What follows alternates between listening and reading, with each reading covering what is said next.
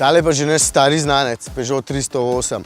Ampak je vedno na njem kaj novega, kaj zanimivega in zato vam to z veseljem pokažemo. In tokrat je dejansko najbolj zanimiv motor, ker vedno omenja merilnike, na katere ne vidim, katerega od tečnih zvokov in počasen zaslon na dotik.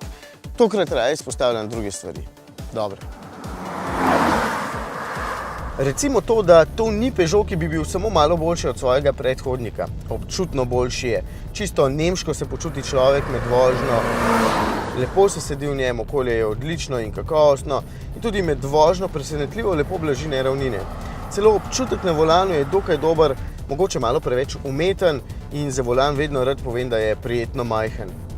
Lep pa je tudi takšen 308 bistveno bolj od svojega predhodnika, ki je s tisto ogromno masko izgledal, kot da se vam režijo obraz.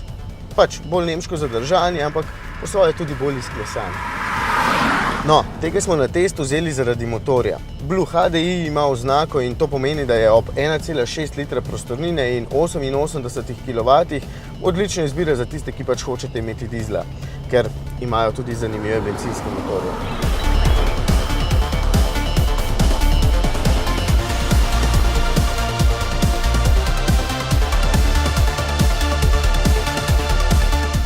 Niste dirkač po naravi, več ne boste potrebovali. Motor je uglajen, lepo teče in zvezno potegne, porabi pa okrog 6 litrov, lahko tudi pol litra manj, če boste malce pazljivi. Ni pa poceni, s tole opremo Allure stane 25.000, bi pa med to opremo priporočil vsaj dve stvari, LED luči in boljše sedeže.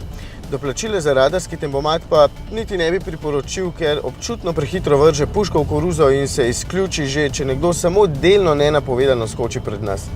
To mi pa ni všeč.